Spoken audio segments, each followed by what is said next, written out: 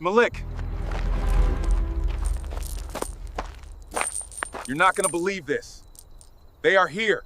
When Malik Carter, a black farmer and former Navy SEAL, tries to live a quiet life on his family land in Mississippi, his world is shattered by a violent gang and a corrupt sheriff who burns his crops, beats him, and mocks his pleas for justice. Silence and betrayal push him to the edge, until one call to his old SEAL squad brings his brothers back to stand by his side. Together they turn Malik's farm into a fortress, exposing systemic racism, smashing the sheriff's grip on the town, and inspiring neighbors to rise from fear to courage. From ashes to truth, Malik's voice tears down the blue wall of corruption, leading to the sheriff's downfall, and proving that no chain of oppression is unbreakable when brotherhood, truth, and resilience strike back. The earth was heavy in Malik Carter's hands, dark and rich, the kind of soil his grandfather had once called black gold. He pressed it between his palms, breathing in the scent of roots and rain. The farm was all he had left of his family, all he had fought for.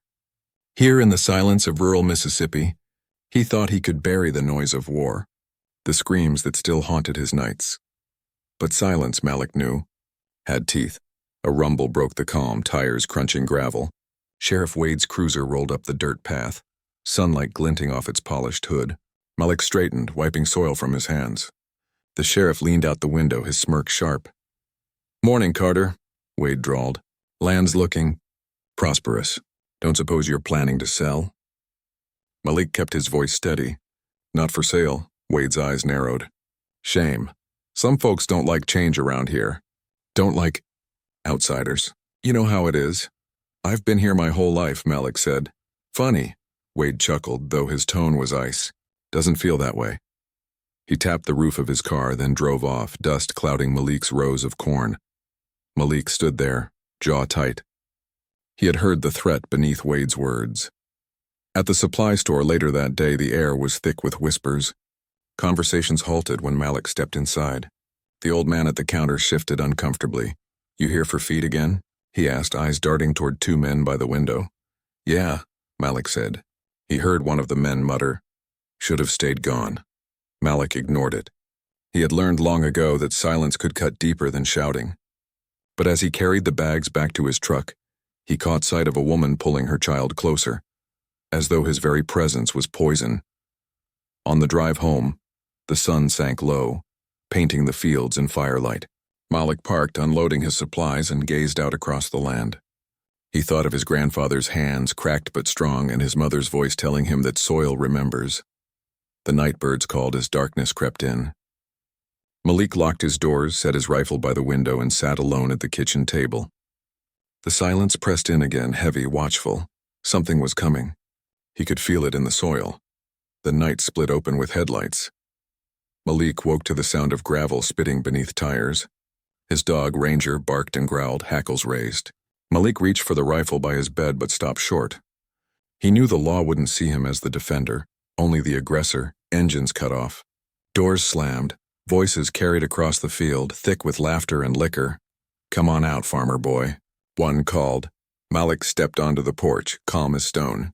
The night air was damp, cicadas humming beneath the tension. 5 men stood by a pickup, faces shadowed under bandanas and ball caps. Baseball bats, chains, a shotgun leaning against the truck. The leader spat on the ground. "So this is the big Navy man, huh? Thought you'd be taller." Malik's voice was steady. "What do you want?" "What we want," another sneered, "is for you to pack up and leave before you poison this whole county. You think your kind belongs here? Think again." Ranger barked again, straining against his chain. One man laughed, pulled a rock from his pocket, and hurled it at the dog. Ranger yelped, stumbling back. Malik's fists clenched, but he didn't move. "You cowards hurt my dog, and you think that makes you men?" Malik's voice cut like steel. "Oh, he's got a tongue on him," the leader grinned. "You forget who runs this place? Not you, not your granddaddy, not your Navy brothers. This is ours." Another man walked toward Malik's barn. The sound of a knife carving into wood echoed. Malik forced himself not to flinch as the man slashed crude letters. Slurs burned into timber. Another tossed a gasoline can, splashing the dirt. Flames roared up in the field, a burning cross taking shape against the night sky. The laughter rose with the fire. "You see that?" The leader jeered. "That's a reminder. You stay, you bleed." Malik stepped forward. This land is mine. You'll have to kill me to take it. The men paused. For a flicker, the fire painted fear across their faces, but the leader barked a laugh, covering it. Kill you? Nah, dead men don't talk. We want you alive. We want you scared. One swung a bat against the porch rail, splinters flew. Malik stood unshaken, his eyes locked on the leaders. You done? Malik asked quietly. The silence that followed was heavier than the noise before. The men shifted, unsettled by his calm. Finally, the leader spat in the dirt. Next time, boy, we won't just burn wood. They piled into the truck, engines growling, tires tearing Malik's crops as they peeled away. Smoke hung thick. Ranger whimpered by the porch. Malik knelt, stroking the dog's fur gently. His hands trembled, not from fear but from rage he buried deep. The barn loomed behind him, scarred with slurs. The cross burned bright in the field, flames reaching toward the stars. Malik whispered to himself, voice low but steady. You want me afraid, but I don't break. Still, as he stood in the glow of fire, he knew tonight was only the beginning. The sheriff's office smelled of stale coffee and cold tobacco. Malik sat stiffly in the metal chair, hat in his lap, jaw tight. His shirt still smelled faintly of smoke from the burned cross in his field. Ranger had a bandage around his paw back at the farm. Every fiber in Malik's body told him not to be here, that the law wasn't written for men like him. But still, he came.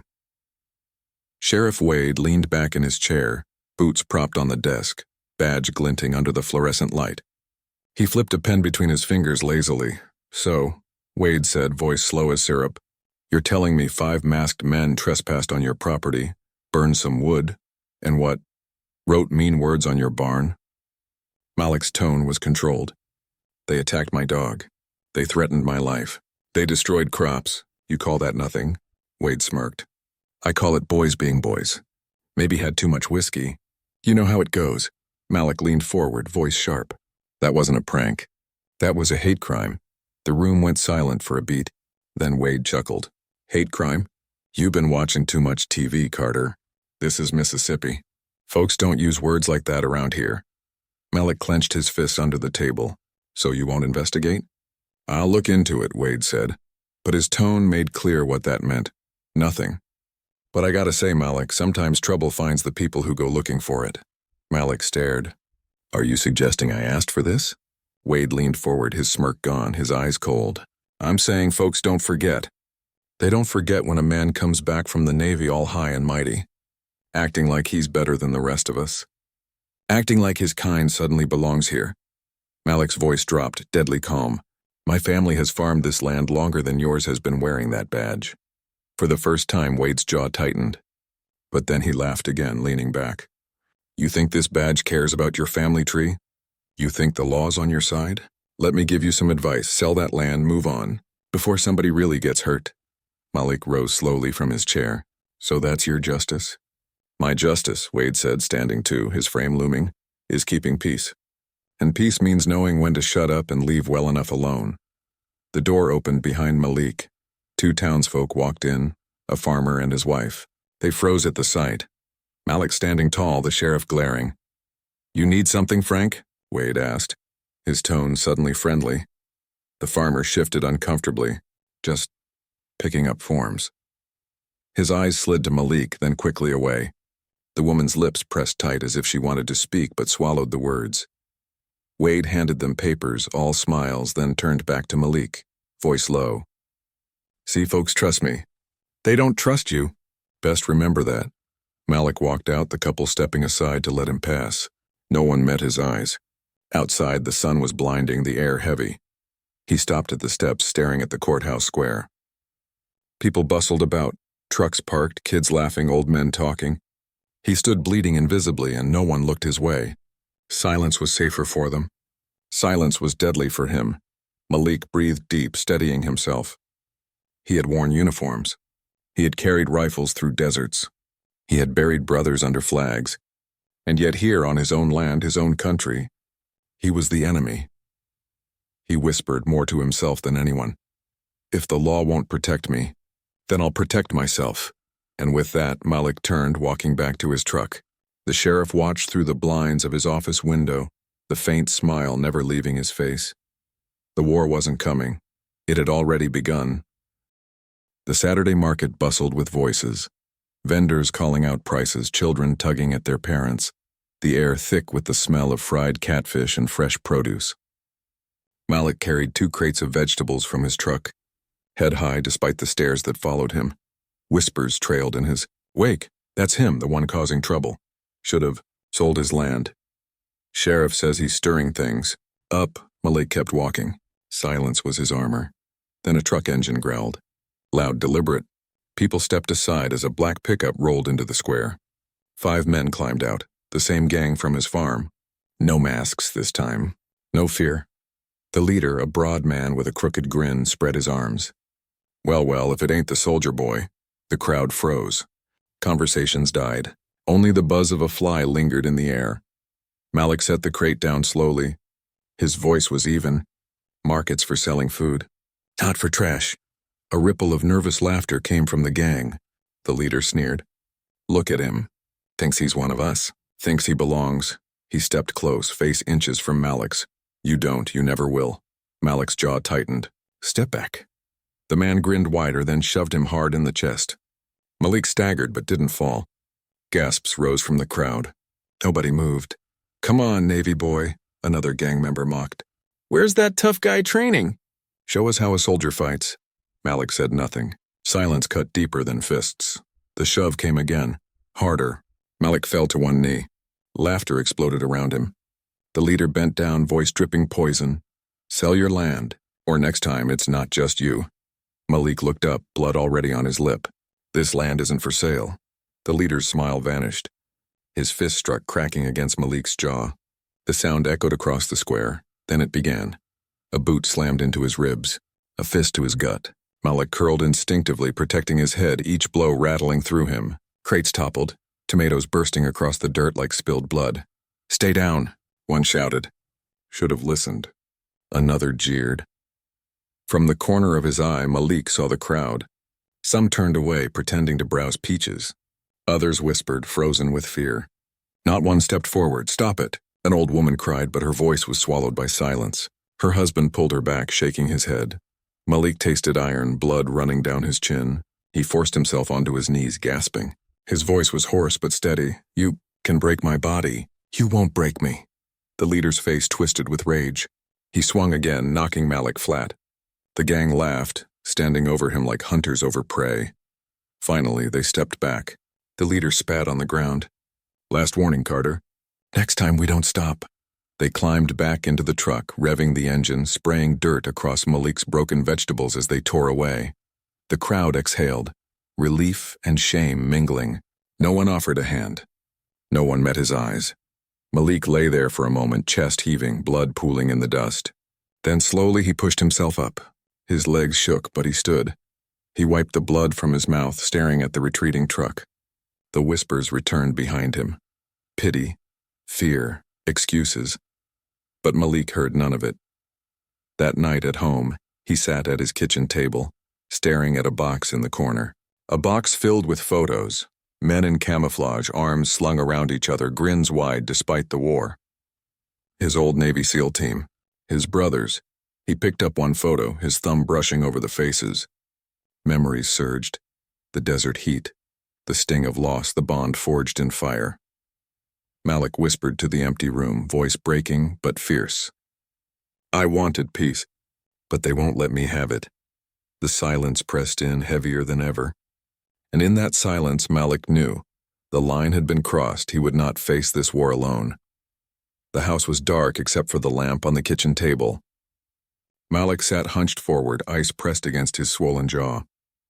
Every breath rattled through cracked ribs. Ranger lay beside him, whimpering softly, as though the dog carried the wounds too. The phone sat on the table like a loaded gun. He had promised himself. No calls. No pulling the past back into the present. He had left the Navy to find peace, to bury violence in the soil. But tonight the silence mocked him. The system mocked him.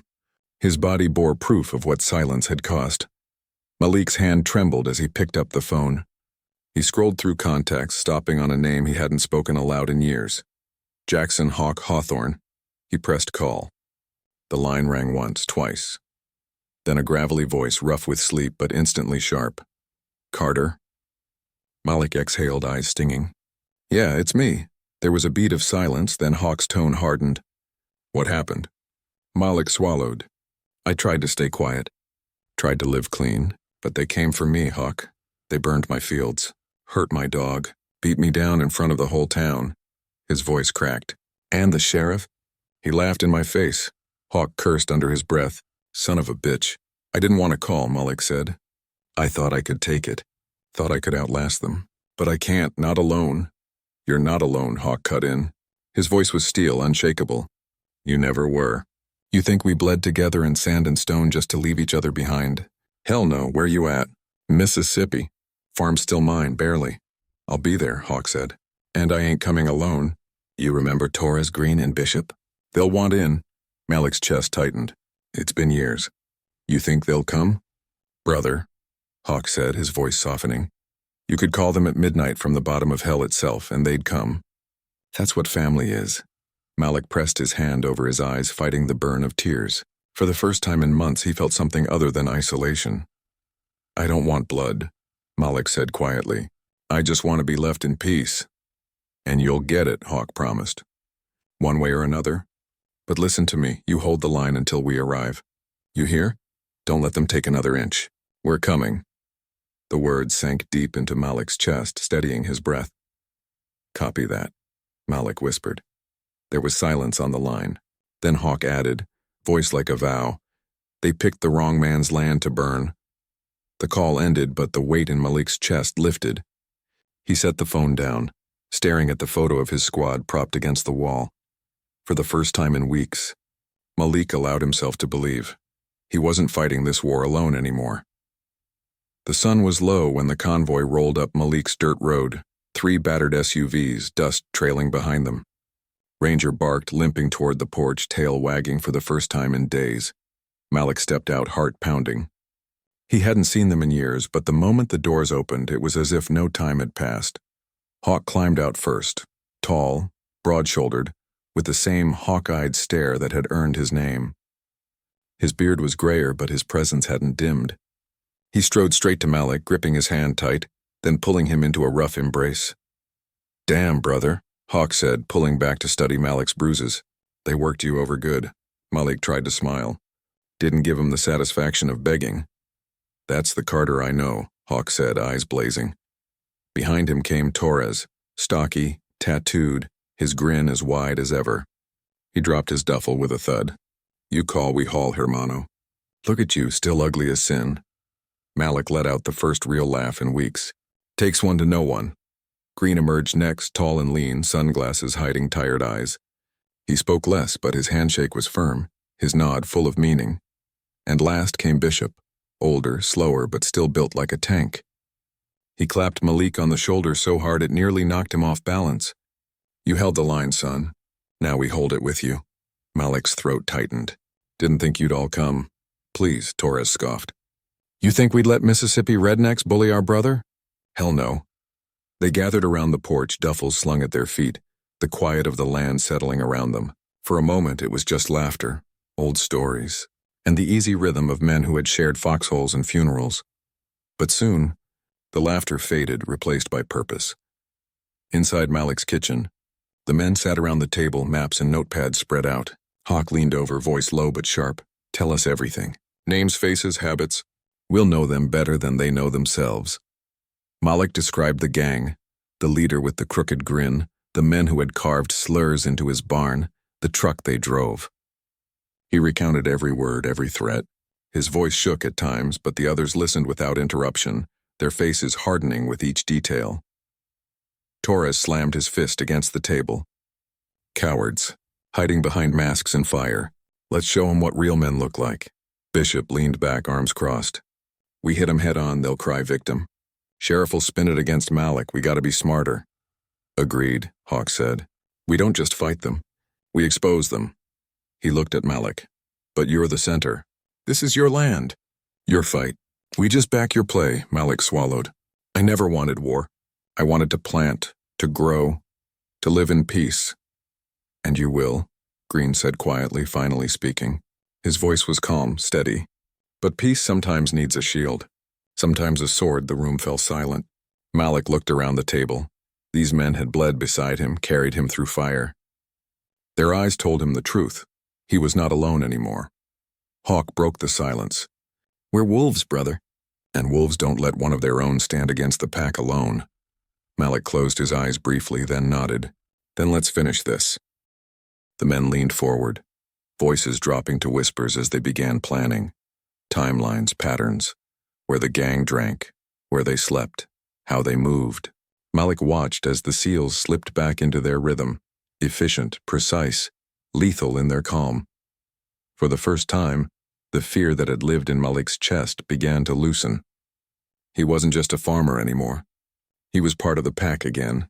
Outside, night settled over the farm. The crickets sang. The air was thick with summer heat. But inside that kitchen, the air was sharper, alive with purpose. When the plans were drawn and the room quieted, Hawk leaned back, staring at Malik. "One thing, brother. When the time comes, you lead. You deliver the final word. This fight doesn't end with us, it ends with you." Malik met his gaze, the fire rekindled in his eyes. "Then I'll make sure they hear me." The wolves had returned and the hunt was about to begin. The night was thick with heat and crickets. Malik stood on his porch, shotgun at his side, waiting. Behind him, the SEALs moved like shadows, checking tripwires, setting floodlights, positioning themselves with practiced ease.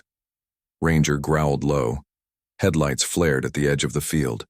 The gang's black pickup rattled down the dirt road, loud music thumping, laughter spilling into the night. "They're here," Hawk murmured, crouched by the fence line. Malik's heartbeat slowed.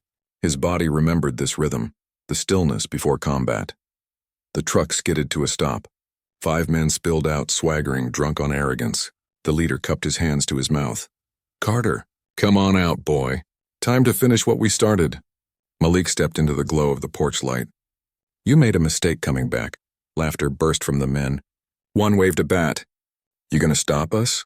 All by yourself?" A second voice cut through the dark. "He's not by himself." Floodlights blazed on. Torres, Green, Hawk, and Bishop emerged from the shadows. Weapons leveled, not guns, but bats, knives, fists wrapped in tape.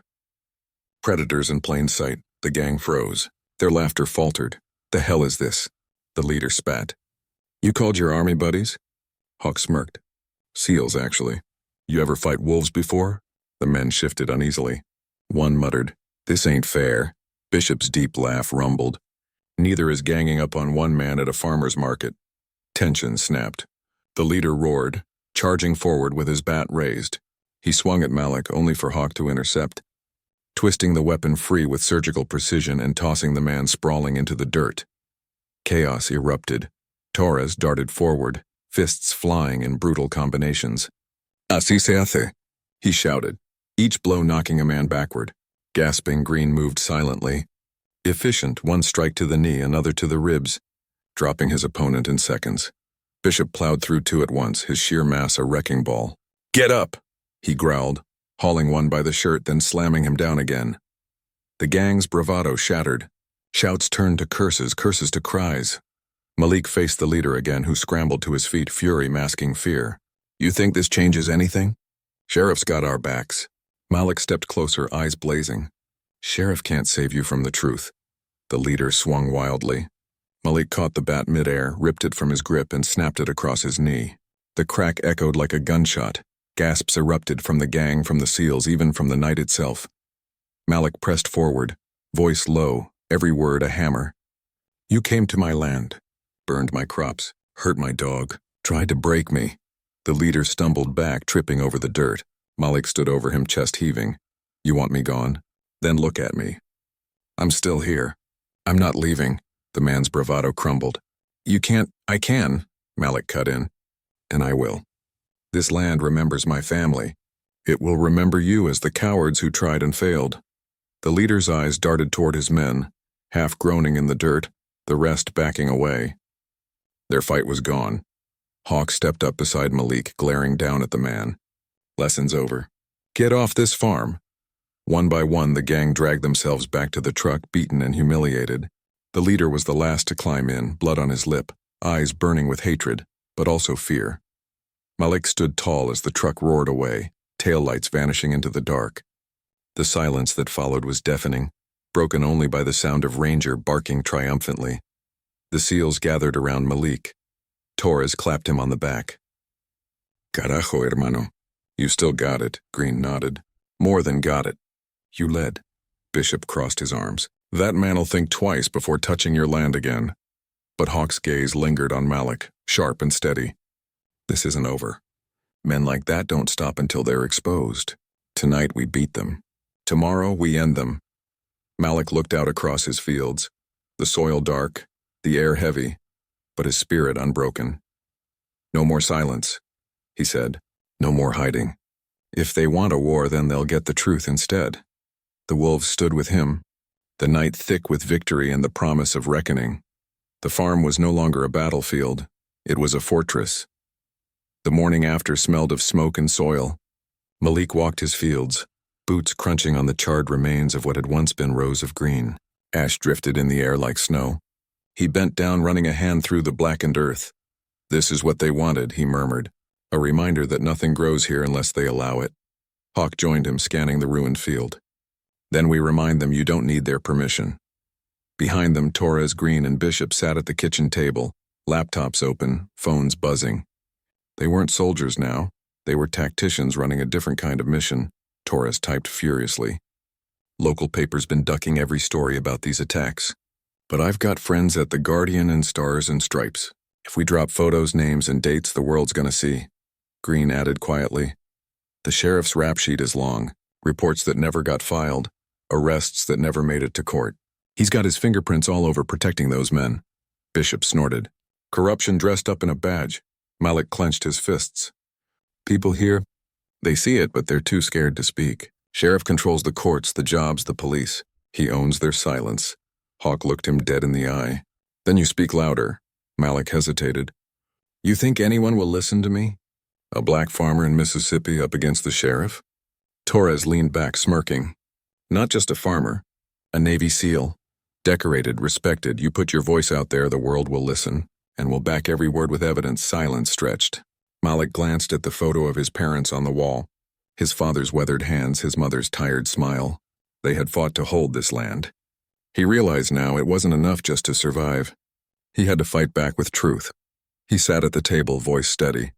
All right. Let's burn their lies the way they burned my fields. Later that afternoon, Malik walked into the county courthouse. The sheriff leaned against the front desk, laughing with two deputies. The moment he saw Malik, his grin twisted. Well, well. Look who decided to crawl back after his little scuffle. Malik didn't flinch. You think last night broke me? It only lit the fire. The sheriff chuckled darkly. Careful, boy. Don't say things you'll regret. I don't regret speaking the truth, Malik shot back. He held up his phone, recording. And the world's going to hear it. Every word. Every bruise. Every acre of ash. The sheriff's eyes flicked to the camera. Turn that off. No, Malik said simply. For the first time, a ripple of unease crossed the sheriff's face. He leaned closer, voice a hiss. You don't understand who you're dealing with. Behind Malik, Hawk and Bishop appeared in the doorway, broad-shouldered and unyielding. Torres and Green followed, cameras rolling. Oh, I understand, Malik said, his voice echoing through the courthouse. You hide behind that badge, but it won't protect you when the truth is out. The deputies shifted uncomfortably. One whispered, Sheriff. The sheriff barked, Shut it. He's nothing. But Malik didn't back down. He lifted his shirt, revealing the dark bruises, the stitches. He held up a photo of Ranger limping with burns across his fur. His voice broke, but his words carried. You call me nothing. Look at what you did. Look at what you allowed. This is what nothing looks like to you? The courthouse went silent. Hawk's voice cut through the quiet like a blade. Every second of this is live streaming. Thousands watching. More every minute. Say another word, Sheriff. Show them exactly who you are. The sheriff's face went pale. He turned, snarling at the deputies. Arrest him. But the deputies didn't move. One muttered, Sir, it's all over Facebook already. Phones buzzed across the room. Screens lit up. Malik's story was spreading, wildfire catching faster than the sheriff could contain. The sheriff's roar cracked into something desperate. You think this changes anything? I run this town. No, Malik said softly, almost mournful. You ruin this town. And we're done letting you. That night, Malik sat with the seals on the porch. The cicadas hummed, the sky bruised with sunset. His phone kept buzzing, messages from strangers, journalists, even neighbors thanking him for finally speaking. Green scrolled through feeds. It's trending, national. They're calling it the farm stand against racism. Torres grinned. Catchy, I like it. Bishop raised a brow. Catchy won't keep you safe. Sheriff's gonna strike back. Hawk shook his head. Doesn't matter. He's already bleeding. Men like him can't survive in daylight. Malik looked out at his ruined fields, ash glowing faintly in the twilight. His voice was quiet but steady. I lost my crops, my peace, but I found my voice. And I'm not letting them bury it again. The seals nodded, silent guardians under the fading sun. The wolves had drawn blood, but the war for truth had only begun. The sheriff's office had always been a fortress. Thick brick walls, the flag out front, the badge shining above the door. But now for the first time it felt fragile. Inside, Sheriff Dwyer paced his office, face flushed with rage. The live stream had spread faster than he could contain. News vans parked outside the courthouse. Protesters lined the streets with handmade signs. Justice for Malik and the cover-ups, farmers deserve freedom. Deputy Collins stood stiffly by the door, hat twisting in his hands. Sir, it's bad. Phones won't stop ringing. State investigators are on their way down. Let 'em come, Dwyer snapped. This is my county. Nobody tells me how to run it. Collins swallowed. Sir, some of the men are saying maybe we should just let it go. Back off, Carter, show we ain't got nothing to hide. The sheriff spun, eyes blazing. Back off? After the damn circus he made? No, that boy wants a war, he's got one. And if any of you cowards can't stomach it, you can hand me your badge right now. Silence filled the office. From the corner, Deputy Miller shifted uneasily. Sheriff, with respect. People are watching. Whole country's watching. My mom called me crying this morning. Said she couldn't believe I wore the same uniform as a man who'd do. That, the sheriff's lip curled. Your mama always did have more mouth than sense. Miller's jaw tightened, but he said nothing. Meanwhile, Malik sat at the diner with Hawk, Green, and Bishop. The air buzzed. Neighbors whispering, strangers offering handshakes, reporters at the window snapping photos. A woman in her 60s approached the table, voice trembling. Mr. Carter, my grandson saw your video. He said it gave him hope. Don't stop, please. Malik stood, taking her hands gently. Ma'am, I promise. I'm not stopping. She smiled through tears and returned to her seat. Hawk leaned in, voice low. You see it now? You're not just fighting for yourself anymore. This whole town's been waiting for someone to stand up. Malik nodded, eyes heavy. But standing up paints a target. Sheriff won't sit quiet while his walls crumble. Then we make sure he crumbles faster, Green said flatly. At the sheriff's office, more cracks spread. Deputies muttered among themselves, phones buzzing with texts from family. Some refused to go out on patrol. The blue wall of silence that had shielded the sheriff for years now wavered under the weight of truth. Finally, Deputy Miller stormed into Dwyer's office, voice shaking but clear. I'm done. You hear me? Done. I signed up to serve the law, not cover up your hatred. I quit. He dropped his badge on the desk with a metallic thud. Dwyer sneered. Good riddance. You were weak anyway. But when Miller left, Collins lingered. His voice cracked. Sir, you're losing them. One by one, the sheriff slammed his fist on the desk. Then I'll handle Carter myself. That evening, Malik sat on the porch, phone buzzing again. He answered. It was a journalist from CNN. Mr. Carter, sources tell us the Department of Justice is opening an investigation into Sheriff Dwyer's office. Do you have a comment? Malik's throat tightened. He glanced at Hawk, who gave a small nod. My comment? Malik said slowly. Good, let the light in. Let everyone see what we've lived with for years. The reporter's voice sharpened. And Sheriff Dwyer? Malik's tone hardened. He built his empire on silence. But silence is broken now, and the walls he hides behind won't protect him anymore. Back in town, protesters gathered outside the sheriff's office with candles and signs. Deputies watched nervously from the windows. Collins turned to Dwyer. Sir, you need to step down. For the good of the county. The sheriff's face twisted red. I built this county. Without me, it's nothing but dirt and fools. Collins shook his head. No, Sheriff. Without you, maybe it finally has a chance. He unpinned his badge and walked out. Others followed. The once solid wall cracked wide open. pieces falling away until only the sheriff stood alone. That night, Dwyer sat in his office, the building quiet as a tomb. Files scattered across his desk, whiskey staining his shirt. He stared at the television as national anchors spoke his name with venom. Racist sheriff under federal investigation.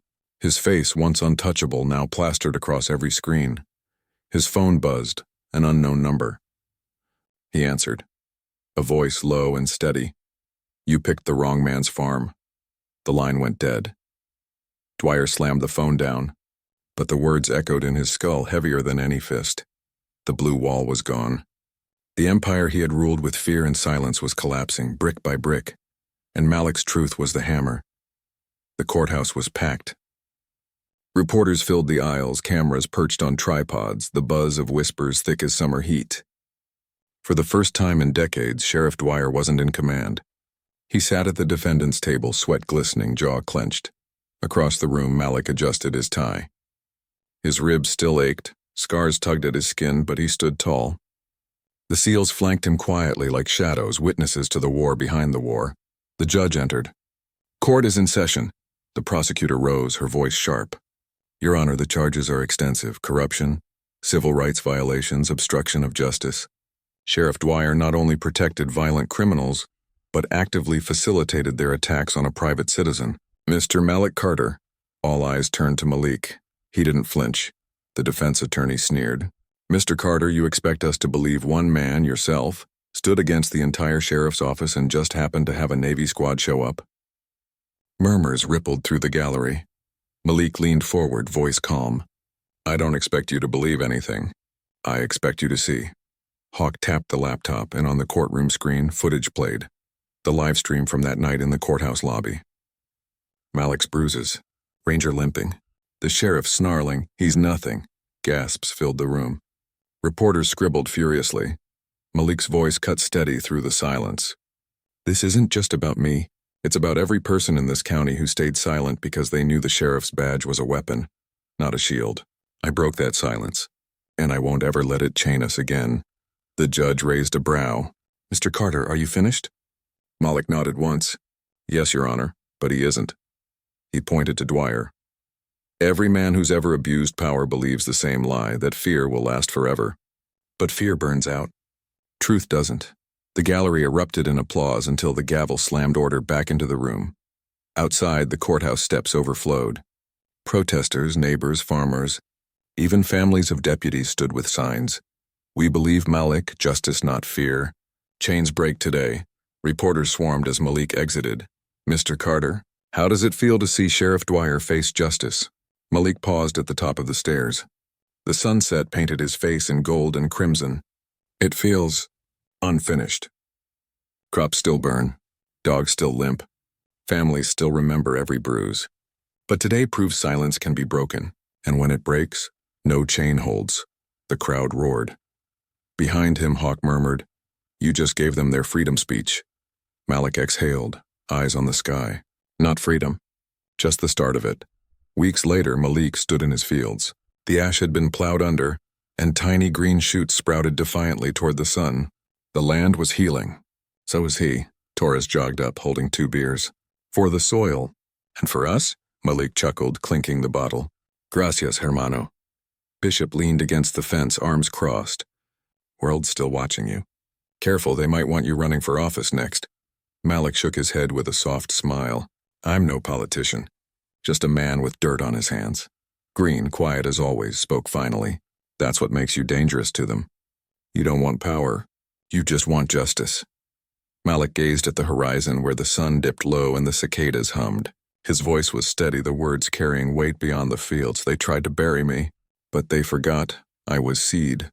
The SEALs nodded, silent wolves at his side. Chains had broken. The land would grow again, and Malik Carter's story would not be forgotten.